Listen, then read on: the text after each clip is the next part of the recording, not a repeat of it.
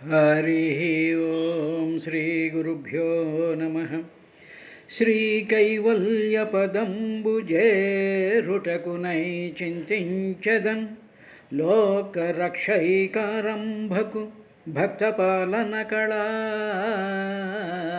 संरम्भकुन् दानवोद्रेकस्तम्भकु केळीलोलविलसदृग्जालसम्भूतनानाकञ्जातभवण्डकुम्भकु महानन्दाङ्गनाडिम्भकुन्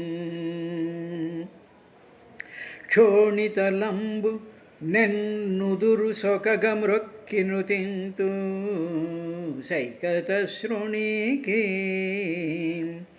చంచరీకచయ సుందరవేణికి రక్షితామరశ్రేణికి త్వయజాత భవచిత్తవశీకరణైకవాణికిన్ వాణికి అక్షదామసుకవారిజ పుస్తకపాణికిన్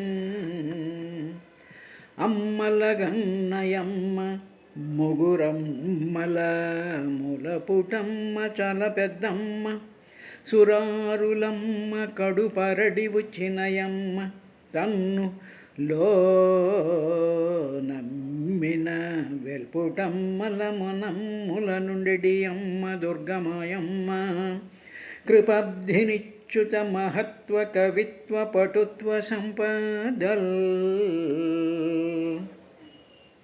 హరికిన్ పటపుదేవి పుణ్యముల ప్రోవు అర్ధంపు పెన్నిక్క చందురుతో బుట్టువు భరతీ గిరిసుతల్తో నాడుపు బోణి తామరలందుండెడి ముదరాలు జగముల్ మన్నించు ఇల్లాలు భసురతం లెములు వాపు తల్లి సిరియచ్చు నిత్య కళ్యాణముల్ మెరుగు చంగటనున్న మేఘంబు కైవడివు విద చంగటనుండనొప్పువాడు చంద్రమండల సుధాసారంబు పోలిక ముఖమున చిరునవ్వు మొలచువాడు వల్లీయుత తమాల వసుమతి జముభంగి బలు విల్లు మూపున బరగువాడు నీలనగాగ్ర సన్నిహిత భానుని భంగి ఘన కిరీటము తల కల్గువాడు పుండరీకయుగము పోలు కనులవాడు వెడదయురమువాడు విపుల భద్రమూర్తివాడు రాజముఖ్యుడొక్కరుడు నా కన్ను గవకెదురుగా కనబడియే పలికెడిది భాగవతమట అట పలికించు విభుండు రామభద్రుండు అటనే పలికిన భవహరమగు అట పలికెద వేరుండు గాథ పలుకగనేలా. హరిః ఓం శ్రీ గురుభ్యో నమః. చతుర్థ స్కంధం 18వ అధ్యాయంలో మైత్రేయ మహర్షి విదురుడికి కొన్ని చెప్తూ గ్రామాన్ పురః పతనాని దుర్గాణి వివిధాని చ ఘోషాన్ వ్రజాన్ స శిబిరానాకరాన్ ఖేటకర్వటాన్ ప్రాక్పృధోరిహ నైవశా పురగ్రామాదికల్పనా యథా సుఖం వసంతి స్మ తత్రాకుతో భయాః అనేటువంటి విషయంలో గ్రామాలని, నగరాలని, పురాలని, పట్టణాలని, తర్వాత ఘోషాలని, వ్రజాలని, గ్రామాలనేటువంటి కొన్ని పదాలను మనకి వాడారు. అంటే మనం జాగ్రత్తగా గమనించినట్లయితే ఇప్పుడు మనకేమిటంటే సిటీ అంటే ఏదో పెద్ద సిటీలు, ఏదో హైదరాబాదు, బెంగళూరు ఇటువంటి సిటీస్ ఉంటాయి, చిన్న చిన్న పట్టణాలు ఉంటాయి, గ్రామాలు ఉంటాయి అనేటువంటి విషయాలు మనకి బ్రాడ్గా ఐడియా ఉంది. కానీ పూర్వకాలంలో వాటి యొక్క ఆ విశ్లేషణ కానీ ఆ ప్లానింగ్ చాలా అద్భుతమైనటువంటి ప్లానింగ్. ఉదాహరణకి నగరము అనేటువంటి దానికి ఏమిటి ఉంటుంది నగరంలో అంటే క్రీడార్థం నగాహ వృక్ష పర్వతావ అత్ర సంతతి నగరీ అంటే పర్టికులర్గా నగరము అనేటువంటి ఆ ప్రాంతంలో ఉండవలసినటువంటిది ఏమిటంటే ఈ నగరంలో విహారార్థం అని చెప్పి వృక్షాలు కానీ పర్వతాలు కానీ దాంట్లో ఉంటాయిట. క్రీడార్థం నగాహ వృక్ష పర్వతావ అత్ర సంతతి నగరి. వృక్షాలు ఉంటాయి, లేకపోతే పర్వతాలు కూడా ఉంటూ ఉంటాయి. అది ఒక డెఫినేషన్. ఇక రెండోది నగరంలో ఏముంటాయంటే నగాహ నగసదృశాహ ప్రాసాదాతయోత్ర సంతతి నగరీ. అంటే ఏమిటనమాట, ఆ నగరం అనేటువంటి దాంట్లో పర్వత సమానాలైనటువంటి, అంటే పర్వతాలు ఎంత ఎత్తు ఉంటాయో అంతంత ఎత్తుగా ఉండేటువంటి రాజగృహాలతో ఉండేటువంటి దానిని నగరము అంటారు. అంటే ఇప్పుడు అయోధ్య నగరం, మధురా నగరం, ఏదో కాంచీపురం, మళ్ళీ కాంచీపురం అనేటువంటి అది పురం అవుతూ ఉంటుంది. నగరము అనేటువంటి కాశీ నగరము అనేటువంటి ఆ పదాలలో చాలా తేడాలు ఉంటాయి. అంటే నగరంలో పెద్ద పెద్ద రాజభవనాలు, రాజగృహాలు, మంత్రులు, తర్వాత అధికారులు, ఇటువంటి వాళ్ళ కాంప్లెక్సెస్తో ఉండేటువంటి నగరం. ఆ నగరం సాధారణంగా రాజ్యాన్ని పరిపాలించేటువంటి రాజు, ఆ మొత్తం ఆ ఎగ్జిక్యూషన్ సిస్టమ్ అంతా కూడా అక్కడ ఉంటుంది.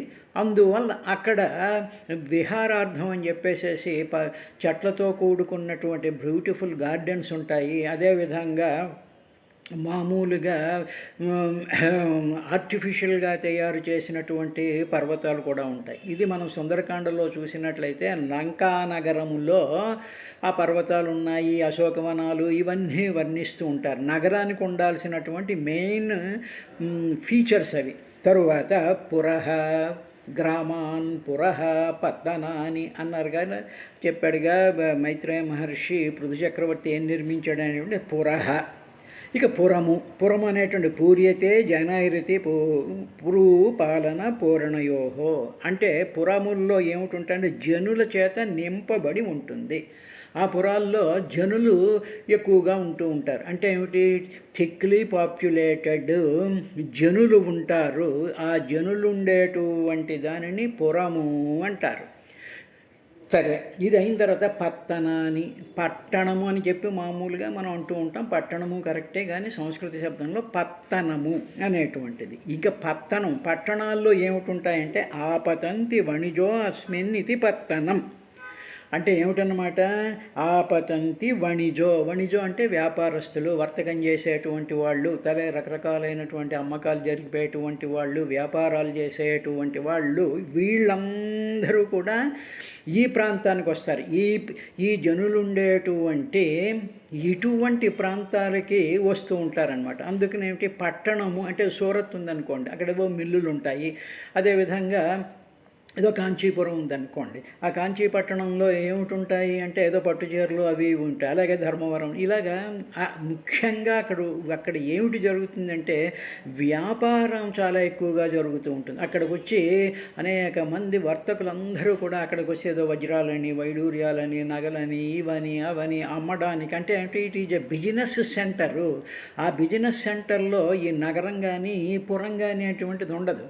అక్కడ ఉంటారు, జనం ఉంటారు, కానీ ఇది మెయిన్లీ కాన్సన్ట్రేషన్ ఎక్కడ ఉంటుంది అంటే పత్తనాని ఆపతంతి వణిజో అస్మిన్ ఇది పత్తనం. అక్కడ ఆ విధంగా ఉంటుంది. అందుకని పట్టణంలో ఆ విధంగా ఉంటుంది, నగరంలో ఈ విధంగా ఉంటుంది, పురంలో జనులు ఉంటారనమాట. అంటే హైలీ పాపులేటెడ్ ఉంటాయి, వాళ్ళకి కావలసిన అవసరాలకు తీరు కావలసినటువంటివన్నీ కూడా ఉంటాయి, ఇళ్ళు ఉంటాయి, అవన్నీ ఉంటాయి, ప్రజలు అక్కడ ఉంటారు. కానీ వాళ్ళు పట్టణానికి వెళ్తారు. చూసారా, మనం చూసేటప్పుడు మాట్లాడుతున్నానికి ఎక్కడికి వెళ్ళొచ్చారు, పట్టణానికి వెళ్ళొచ్చామనేవారు పూర్వం. అనేటువంటి గ్రామాల్లో ఉండేటువంటి పట్టణానికి ఎందుకు వెళ్తారు అంటే అక్కడ వాణిజ్యం, వ్యాపారం జరుగుతుంది, కావలసినటువంటి వస్తువులన్నీ కూడా అక్కడ కాన్సన్ట్రేట్ చేసి దుకాణాలు పెట్టి అక్కడి నుంచి తీసుకునేటువంటి పర్ఫెక్ట్ ప్లానింగ్తో చేశాడయ్యా పృథు చక్రవర్తి. అని తర్వాత గ్రామ అంటే సంవసంత్యత నివాసే గ్రస్యతే భుజ్యత ఇది గ్రామ. అంటే ఏమిటనమాట, అక్కడ ప్రాణులందరూ కూడా అక్కడ హాయిగా సేవిస్తూ ఉంటారు. అంటే అక్కడేవో రకరకాలైనటువంటి పంటలు ఇటువంటివేవో పండించుకుని అక్కడ ప్రశాంతంగా సేదదీరుతూ ఉండి ఏ విధమైనటువంటి పొల్యూషన్లు అవి ఏమీ లేకుండా ఉండేటువంటి అటువంటి నివాసాలు కలిగినటువంటి దానిని గ్రామము అంటారు. తర్వాత ఘోషాన్ అన్నారుగా, వ్రజాన్ ఘోషాన్ అంటే ఏమిటి, ఘోషంతి గావో అత్ర ఘోష. ఇవి ఎక్కడైతే ఆవులు ఘోషిస్తూ ఉంటాయో దానిని ఘోష అంటారు. నందఘోషము, నందవ్రజము అనేటువంటివి ఉంటాయి కదా. అంటే ఏమిటన్నమాట, స్పెసిఫిక్గా ఎక్స్క్లూజివ్గా కొన్ని కొన్ని గ్రామాలలో ఈ ఆవులు, తర్వాత గేదెలు, మేకలు, ఈ పాలిచ్చేటువంటి సమస్త జీవులకి సౌకర్యం కలిగించేటువంటి ఇండివిజువల్ యూనిట్స్ డెవలప్ చేసేవారు, వాటిని ఘోషలు అంటారు.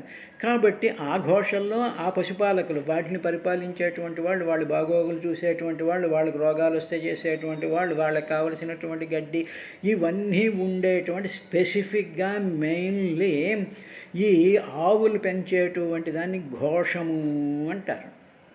తరువాత వ్రజము అనేటువంటి దానికి ఏమిటంటే వ్రజ్యతి ఇది వ్రజ.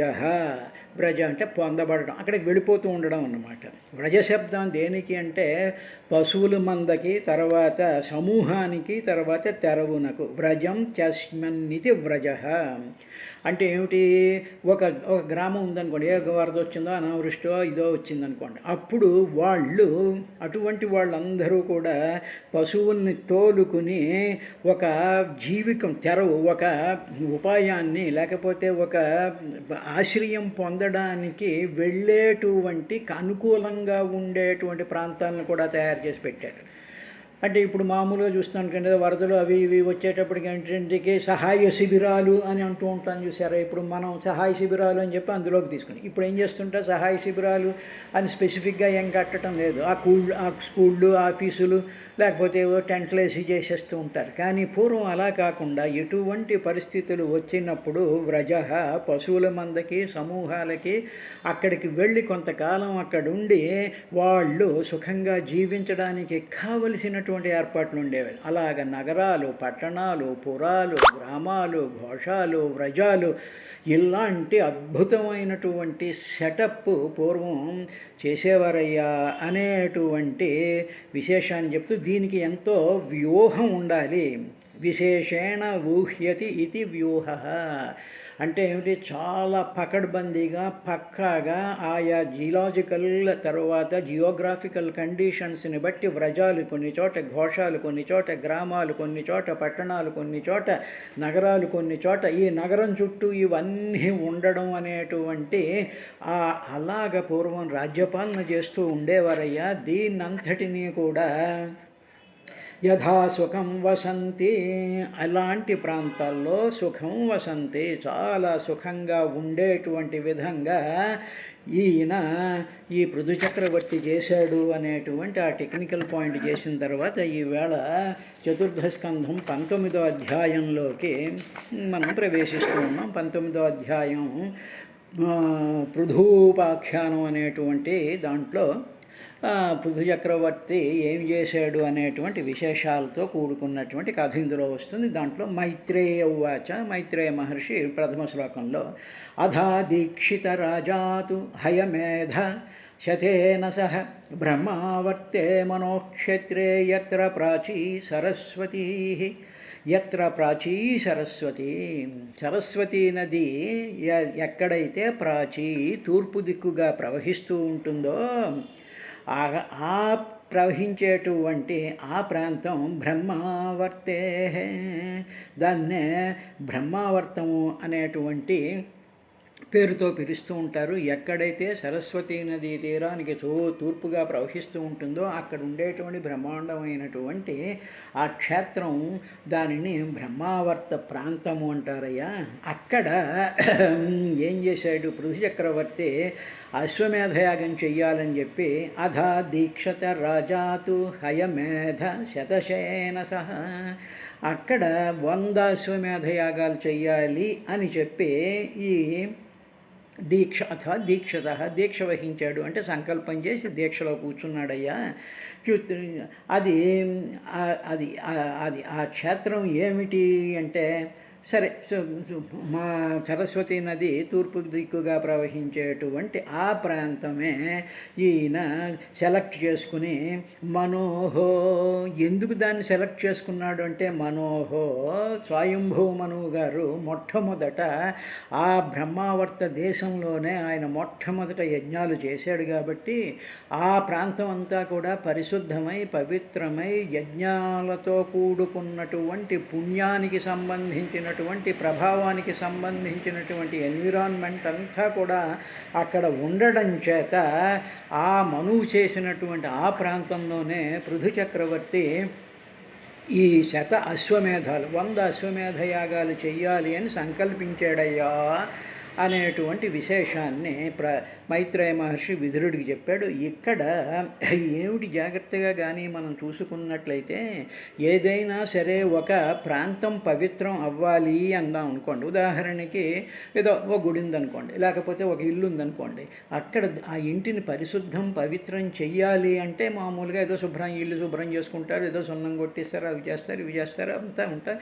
నిత్యము కూడా అక్కడ ఏదో పారాయణనో వేద పారాయణనో శ్లోకమనో పురాణ పఠనమనో ఏదో భగవద్గీత భాగవతమో ఏదో ఒక విశేషం ఆ ఇంట్లో జరుగుతూ ఉన్నప్పుడు ఏం జరుగుతుంది అంటే ఈ శబ్ద పరంపరలు, ఈ ఘోష, ఈ ఆలోచనలు అన్నీ కూడా అక్కడ ఉండేటువంటి ఎన్విరాన్మెంట్ని పరిశుద్ధం చేసి వాటి యొక్క రివర్బరేషన్స్ చేత, ప్రతిస్పందనల చేత ఆ గృహం కానీ ఆ గుడి కానీ లేకపోతే ఆ తీర్థం కానీ ఎప్పుడూ కూడా ఆ పుణ్యమైనటువంటి పవిత్రమైనటువంటి స్థితిలో ఉంటుంది. అందుకనే పెద్దలు ఏం చెప్తూ ఉంటారంటే ఇంట్లో దీపం పెట్టండర్రా, ఇంట్లో పారాయణ చేసుకోండి, ఇంట్లో సత్సంగాలు చేసుకోండి, అనవసరమైనటువంటి మాటలు వద్దు అనేటువంటి విధానంగా చెప్తూ ఉంటారు.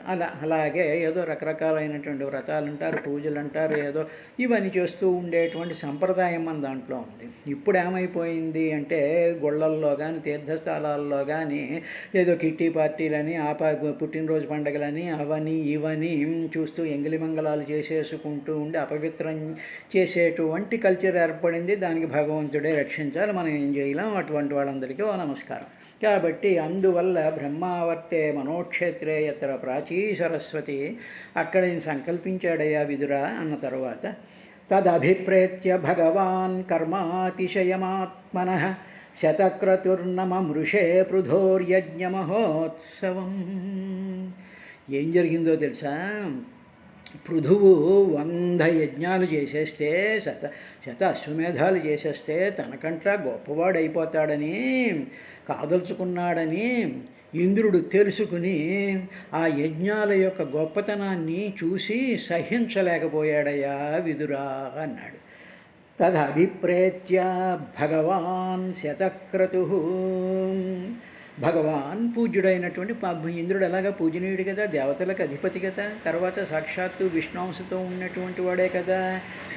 భగవాన్ పూజ్యుడైనటువంటి శతక్రతు, శత అంటే 100, క్రతు అంటే యాగాలు చేసినటువంటి ఇంద్రుడు ఆత్మనః తన యొక్క కర్మ అతిశయం అంటే ఏమిటి? తన కర్మను అంటే నేను 100 యజ్ఞాలు చేసి ఇంద్ర పదవిని పొందాను, నేను నన్ను అతిశయించేసేసి నన్ను దాటేస్తాడేమో ఈ పృథు చక్రవర్తి 100 యజ్ఞాలు చేసేసేసి అని అభిప్రేత్య తెలుసుకున్నట్ట. అంటే ఏమిటి? ఈయన 100 యజ్ఞాలు చేస్తూ ఉంటే మళ్ళీ నా క్వాలిఫికేషన్తో ఆయనకు వచ్చేటప్పటికి వెంటనే నన్ను డిమోట్ చేసి ఆయన ప్రమోట్ చేసేస్తారేమో అనేటువంటి విషయం తెలుసుకుని అలాగ దాన్ని ఏర్పాటు చేస్తూ ఉండేటువంటి పృథువు యొక్క యజ్ఞ మహోత్సవం, ఆ యజ్ఞానికి ఉండేటువంటి ఆ మహోత్సవం అద్భుతమైనటువంటి ఉత్సవంగా చేస్తూ ఉండేటువంటి ఆ 100 అశ్వమేధ యాగాల యొక్క ఆ ఏర్పాట్లని వాటిల్ని చూసి మమృషే సహించలేకపోయాడు. అంటే ఆయన కుళ్ళు వచ్చేది, మనం ఆ లాంగ్వేజ్లో చెప్పుకుంటే కుళ్ళు వచ్చేసింది అనమాట. కుళ్ళు వచ్చేసేసి ఆయన చాలా కంగారు పడిపోవడం ప్రారంభించాడయ్యా అని ఇంద్రుడికి ఏం జరిగింది అనేటువంటి విశేషాన్ని చెప్పిన తర్వాత 3వ శ్లోకంలో 19వ అధ్యాయంలో యత్ర యజ్ఞపతి సాక్షాత్ భగవాన్ హరి ఈశ్వరః అన్వభూయత సర్వాత్మా సర్వలోక గురు ప్రభు. యత్ర ఆ యజ్ఞంలో యజ్ఞపతి, ఇంతకీ యజ్ఞాలన్నిటికీ పతి ఎవరంటే శ్రీ మహావిష్ణువేగా. యజ్ఞభుక్ యజ్ఞ సాధన ఇవన్నీ కూడా ఆయనే కదా. యజ్ఞ పురుష అంటారు కాబట్టి యజ్ఞపతి, అన్ని యజ్ఞాలకి ప్రభువు అని ఒక అర్థం. పతి అంటే భర్త అని అర్థం. పతి అనేటువంటి దానికి ఇంకో అర్థం ఏంటంటే రక్షించేటువంటి వాడు పతి అంటారు. అందువల్ల స్త్రీకి పతి భర్త ఉన్నాడే, ఆ భర్త ఏమిటి పతి అంటే రక్షిస్తూ ఉంటాడు. అంటే భర్త యొక్క కర్తవ్యం ఏమిటంటే తన పత్నిని రక్షించాలి, తన కుటుంబాన్ని రక్షించాలి. కాబట్టి గృహపతి ఆవిడ యొక్క పతి అంటూ ఉంటారు. తర్వాత పతి అంటే కూడా ప్రభువు అని అర్థం. యజ్ఞపతి ఈశ్వర సర్వలోక గురు ప్రభు భగవాన్ హరి. అలాగా ఆ యజ్ఞాలకు పతి అయినటువంటి వాడు ఈశ్వర అంటే సమస్తము కూడా తన కంట్రోల్లో ఉండేటువంటి ఐశ్వర్యం కలిగినటువంటి ఈశ్వరుడు. సర్వలోక గురు, అన్ని లోకాలలో ఉండేటువంటి అజ్ఞానాన్ని పోగొట్టేటువంటి వెలుగు స్వరూపమైనటువంటి వాడు. తర్వాత మామూలుగా అంటే ఏమిటి, శ్రీహరిని తలుచుకున్నట్లయితే మనలో ఉండేటువంటి అజ్ఞానం అనేటువంటి ఆ తిమిరం అంతా కూడా పోగొట్టేటువంటిది గురుహు. గురు శబ్దం అది దాని అర్థం. సరే, గురుహు అంటే తండ్రి అన్నట్టు. సర్వలోక గురుహు, సర్వలోకాలకి కూడా తండ్రి అయినటువంటి వాడు. ప్రభు సర్వసమర్థుడైనటువంటి వాడు. గురువుగారు బాగానే ఉంది, సమర్థత లేకపోతే ఏముంటుంది. కాబట్టి ప్రభు ఈశ్వర యజ్ఞపతి సర్వలోక గురు అయినటువంటి భగవాన్ హరి సాక్షాత్ అభూయత్.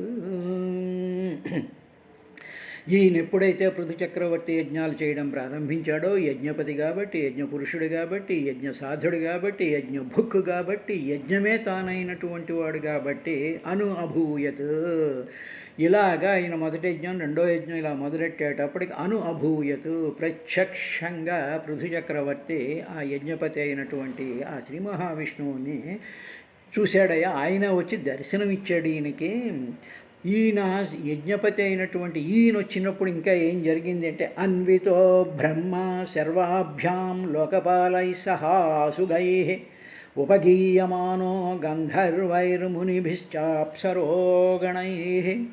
బ్రహ్మ సర్వాభ్యాం, బ్రహ్మగారు తర్వాత శివుడి చేత, బ్రహ్మగారు వచ్చారు, శివుడి గారు వచ్చారు, ఆయనతో పాటు సహ అనుగై.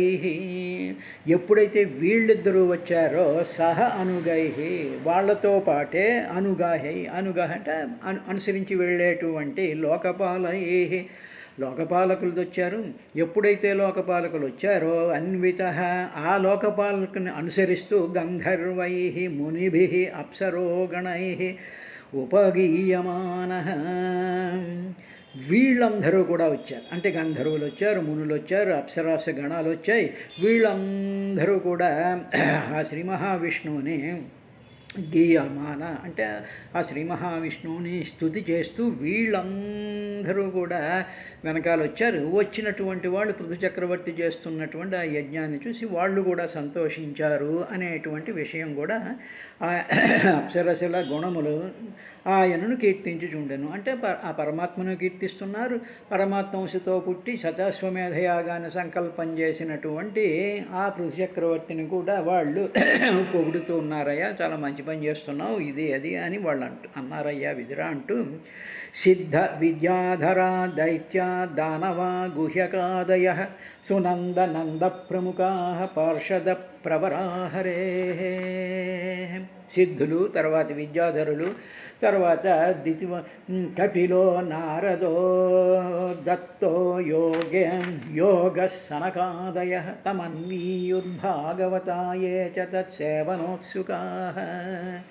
సిద్ధులు వచ్చారు, విద్యాధరులు వచ్చారు, దితివంశానికి చెందినటువంటి ధనువంశానికి చెందినటువంటి రాక్షసులు, ఆ రాక్షసుల్లో భక్తులైనటువంటి భగవద్భక్తులైనటువంటి వాళ్ళు వచ్చారు, యక్షులు వచ్చారు. శ్రీహరి అనుచరుల్లో అంటే శ్రీహరి చుట్టూ ఉండేటువంటి ఆ మిలిటరీ వాళ్ళు ఉంటారు కదా, కమాండోస్లు, వాళ్ళ అనుచరులైనటువంటి వాళ్ళు సునందుడు నందుడు అయినటువంటి మిగతా చాలా ప్రముఖులైనటువంటి వాళ్ళు కూడా శ్రీహరిని అనుసరిస్తూ వీళ్ళు కూడా వచ్చారయ్యా. వీళ్ళతో పాటు కపిలాచార్యుడు వచ్చాడు, నారద మహర్షి వచ్చాడు. యోగులకు గురువైనటువంటి వాడు, సమస్తమైనటువంటి ఈనాడు మనం చూస్తూ ఉండేటువంటి సమస్త యోగాలకి కూడా ప్రభు అయినటువంటి దత్తాత్రేయ మహర్షి కూడా అక్కడికి వచ్చాడయ్యా. వీళ్ళతో పాటు సనగసనందాదులు కూడా వచ్చారు. శ్రీహరిని ఎందుకంటే శ్రీహరి అక్కడికి వస్తున్నాడు. శ్రీహరి యొక్క దర్శనం కానీ శ్రీహరితో కాంటాక్ట్ కానీ ఎక్కడ జరుగుతూ ఉంటుంది అంటే యజ్ఞాలలో జరుగుతూ ఉంటుంది. ఆ యజ్ఞాలలో సరైనటువంటి పద్ధతులతో ఫోటోలు లేకుండా, మాటలు కబుర్లు లేకుండా పరిపూర్ణమైనటువంటి భక్తితో, శ్రద్ధతో దాని మీద ఎంతో దీక్ష వహించి ఉండేటువంటి అటువంటి యజ్ఞాలలోకి శ్రీహరి వస్తాడు అని తెలుసుకుని సిద్ధులు, విద్యాధరులు, ధనువంశానికి చెందినటువంటి వాళ్ళు, యక్షులు, తర్వాత నందుడు, సునందుడు, తర్వాత కపిలాచార్యుడు, నారదుడు, తర్వాత యోగులకి ప్రభు అయినటువంటి దత్తాత్రేయ మహర్షి, సనగసనందాదులు, వీళ్ళ అంతేకాకుండా మహాభక్తుల అయినటువంటి వాళ్ళందరూ కూడా పృథు చక్రవర్తి చేస్తూ ఉండేటువంటి ఆ సరస్వతి నదీ తీరంలో బ్రహ్మావర్త దేశంలో జరుగుతూ ఉండేటువంటి ఆ యజ్ఞాలకి వీళ్ళందరూ కూడా వచ్చారయ్యా. విదురా అని చెప్పి తత్సేవనోత్సుకా, వాళ్ళని సేవించడం, ఆ శ్రీ మహావిష్ణువుని, యజ్ఞపతి అయినటువంటి శ్రీ మహావిష్ణువుని సేవించడానికి ఎంతమంది వచ్చారయ్యా అన్నారు. ఇదే మనకి భాగవతం మొదలుపెట్టేటప్పుడు, భాగవతం శ్రవణం చేస్తున్నప్పుడు, భాగవత ప్రవచనం జరుగుతున్నప్పుడు, భాగవతం పారాయణ జరుగుతున్నప్పుడు ఏం జరుగుతుంది అంటే సమస్తమైనటువంటి జీవులు, అదృశ్య శక్తులలో, తరువాత మహర్షులు, యక్షులు, కిన్నరులు, ఇటువంటి వాళ్ళందరూ కూడా అదృశ్య రూపాల్లో, సూక్ష్మ రూపాల్లో ఉంటారు అని చెప్పి సుఖబ్రహ్మ పరీక్షన్ మహారాజు చెప్పాడు. ఆ విధంగా ఇక్కడ జరిగింది. రేపటి కార్యక్రమంలో ఏం జరిగింది అనేటువంటి విశేషాన్ని చూద్దాం.